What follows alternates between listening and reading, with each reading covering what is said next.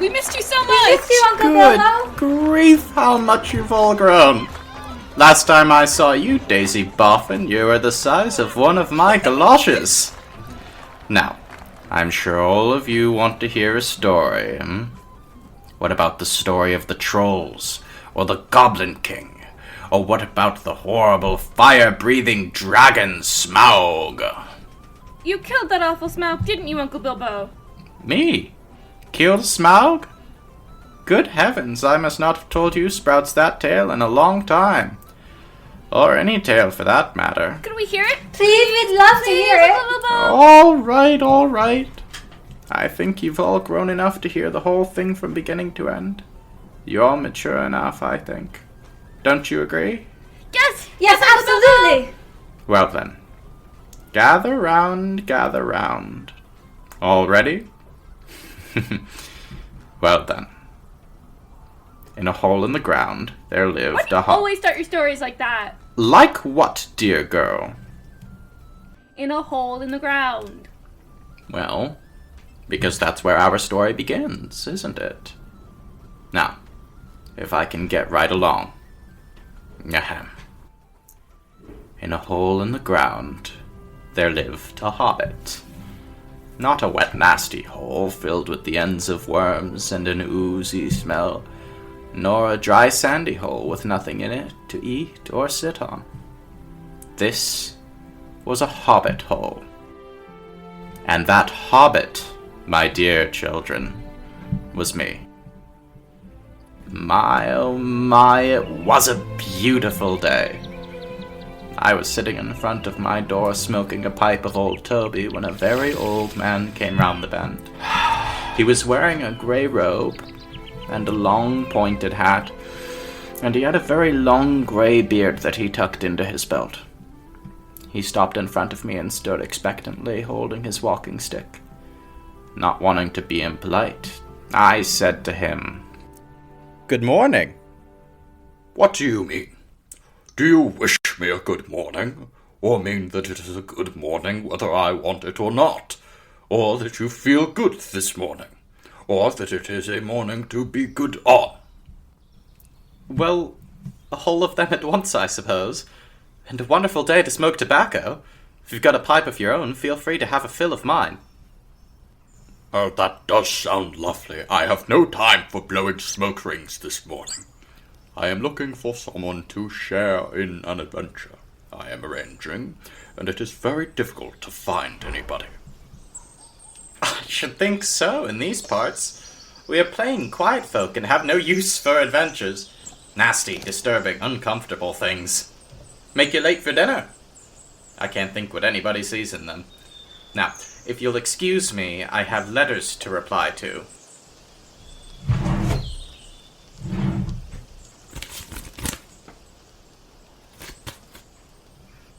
Good morning. We don't want any adventures here, thank you. You might try over the hill or across the water. What a lot of things you do use good morning for. Now you mean that you want to get rid of me, and that it won't be good till I move off.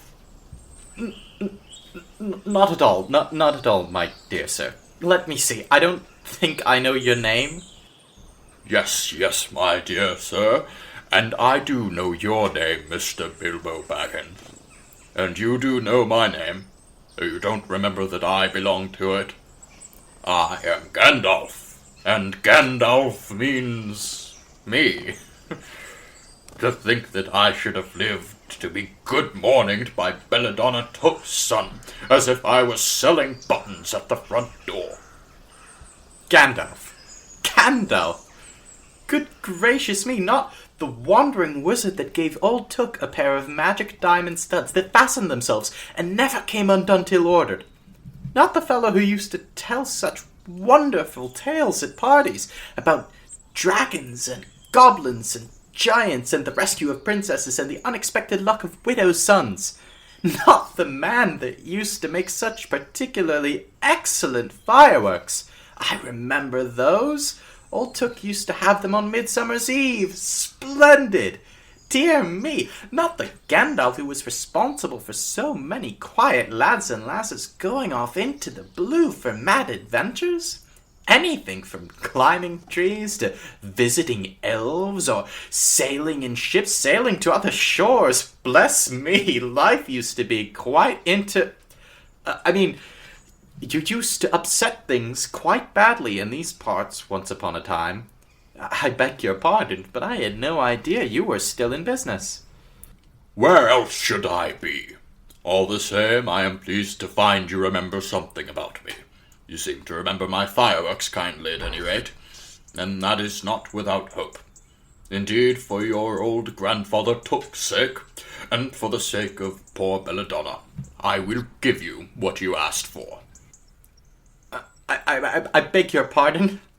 I haven't asked for anything. Yes, you have. Twice now. My pardon. I will give it you. In fact, I will go so far as to send you on this adventure. Very amusing for me, very good for you, and profitable too, very likely, if you ever get over it. Sorry, I don't want any adventures. Thank you, not today. Good morning, but please, come to tea anytime you like. Why not tomorrow? Come tomorrow. Goodbye! What on earth did I invite him to tea for? Dear God. And what on earth is he still doing out there?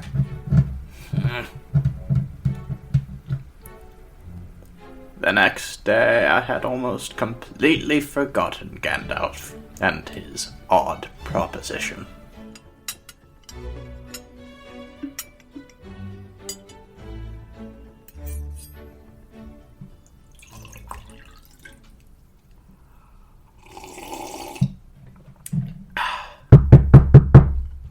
Oh my, Gandalf.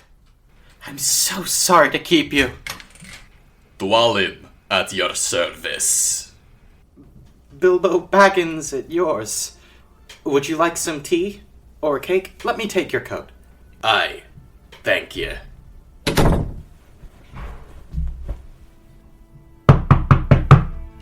Excuse me. Gandalf. Finally. I see they've started to arrive already. Balin at your service. Thank you. Would you like some tea? Beer suits me better. Or vodka, if it's all the same to you, good sir. But I don't mind tea cake, if you have any. Yes, lots. I'll just go fetch some then.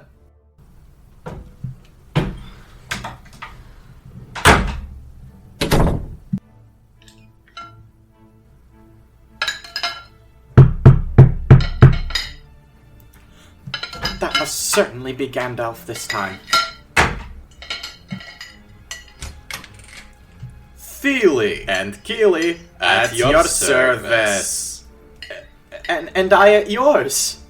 Dwalin and Balin here already, I see. Let us join the throng. Throng? Oh, more at the door. A good many, I should say. Careful. My dear Bilbo, it's not like you to keep your guests waiting on the welcome mat. Let me introduce Dory, Nori, Ori, Owen, Glowin, Biffa, Bofa, Bombo, and the esteemed leader of our company, Mr. Thorin Oakenshield. At your service, Mr. Baggins. Now we are all here. Quite a merry gathering. I hope there's something left for the latecomers to eat and drink. What's that? Tea? No, thank you. A little red wine, I think, for me. And for me. And raspberry jam and apple tart. And mince pies and cheese. And pork pie and salad. Put on a few eggs. And bring the cold chicken and pickles. There's a good lad. Seems to know about the inside of my larder as well as I do myself. Confess to King, but bother these dwarfs. Why don't they lend a hand? We would be happy to. I'll take that off your hands. Oh, thank you. I suppose you'll all want to stay through supper. But of course, we shan't get through business until late. Now clear up. Let's have some music. Please be careful. No, don't do that with the knives. You'll blunt them. Oh, we will we? Can't be having that. Blunt the knives, bend the forks, smash the bottles and turn the corks. Chip the glasses and crack the plates. That's what Bilbo Baggins hates. Cut the cloth, thread the bat, leave the clothes in the bedroom mat, pour the milk on the pantry floor, smash the wine on every door, dump the crosses in a boiling hole, pound them up with a thumping pole, and when you finish that they are whole, send them down the hole to roll. That's what Bilbo Baggins hates! Oh my. Thank you. Never worry, dwarves are clean and efficient by nature. Now where do you think you're going, Master Baggins? What about a little light? We like the dark. Dark for dark business. There are many hours until dawn. Gandalf, dwarves, and Mr. Baggins. We are met together in the house of our friend and fellow conspirator, this most excellent and audacious hobbit. May the hair on his toes never fall out. All praise to his wine and ale. We are met to discuss our plans, our ways, means, policy, and devices. We shall soon before the break of day start on our long journey. A journey from which some of us, or perhaps all of us, except our friend and counselor, the ingenious wizard Gandalf, may never return. It is a solemn moment. Our object is, I take it, well known to us all. To the estimable Mr. Baggins, and perhaps to one or two of the younger dwarves, I think I should be right in naming Feely and Keely, for instance. The exact situation of the moment may require a brief explanation. Oh, God, don't! Struck by lightning! Struck by lightning! Excitable little fellow. Gets funny, queer fits, but here's one of the best. One of the best. As fierce as a dragon in a pinch. Be best if we lay him on the couch. Will he do you think? It is all very well for Gandalf to talk about this hobbit being fierce, but one shriek like that in a moment of excitement would be enough to wake the dragon and all his relatives and kill a lot of us.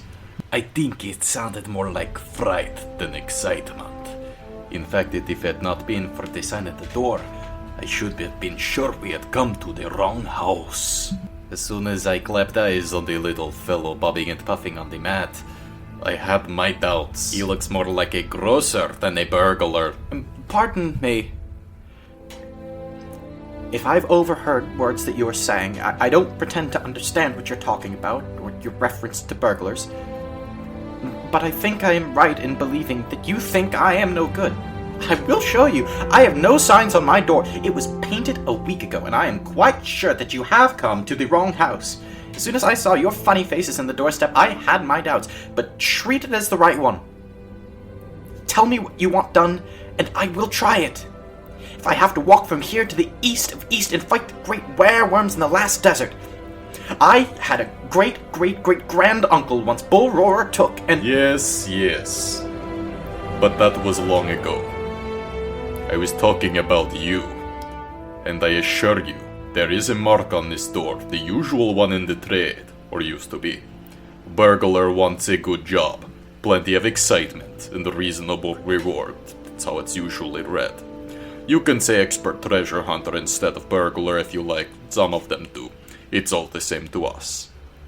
Gandalf told us that there was a man of the sort in these parts looking for a job at once, and that he had arranged for a meeting here this Wednesday, tea time. Of course there's a mark. I put it there myself, for very good reasons. You asked me to find the 14th man for your expedition, and I chose Mr. Baggins. Just let anyone say I chose the wrong man or the wrong house, and you can stop at 13 and have all the bad luck you like. Oh, go back to digging coal. Let's have no more argument. I have chosen Mr. Baggins, and that ought to be enough for all of you. If I say here's a burglar he is. Oh, will be when the time comes. There's a lot more in him than you guess, and a great deal more than he has any idea of himself. You may possibly all live to thank me yet. Now, Bilbo, my boy, fetch the lamp, and let's have a little light on this. Oh. This was given to me by Thrall, your grandfather. It's a plan of the mountain. I don't see how this will help us much. I remember the mountain well enough, and the lands about it. There's a dragon marked in red there. Don't think we'll need a map to find him if we ever get there. There is one point you missed, and that is the secret entrance. You see that rune on the west side, and the hand pointing to it from the other runes? That marks a hidden passage to the lower halls. It may have been secret once, but how do we know it is secret any longer? Old Smaug has lived there long enough to find out anything there is to know about the caves. Because it is too small. 5 feet high the door, and 3 may walk abreast, say the runes. But Smaug could not creep into a hole that size. Also, I forgot to mention that with the map came a small key. Here it is. Keep it safe. Indeed I will. Well, I should say that you ought to go east and have a look around. After all, there is the side door, and dragons must sleep sometimes, I suppose. If you sit on the doorstep long enough, I dare say you will think of something. And, well, don't you know, I think we have talked long enough for one night. You see what I mean. What about bed, and an early start, and all that? I will give you a good breakfast before you go. Before we go, I suppose you mean. Aren't you the burglar? And isn't sitting on the doorstep your job? Not to speak of getting inside the door. But I agree about bed and breakfast. I like 6 eggs with my ham when starting a journey. Fried, not poached. And mind you don't break them. Buttons dropped. Oh, bother.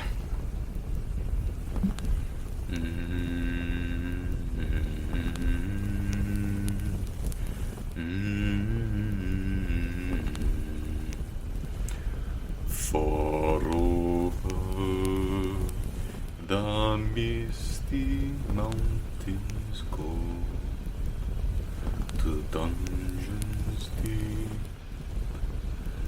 and caverns so.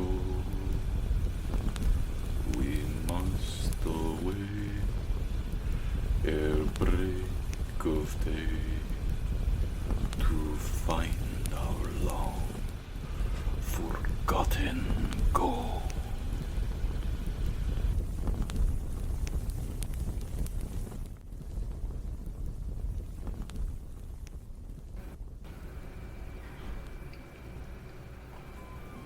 And then you went with them, didn't you, Uncle Bilbo?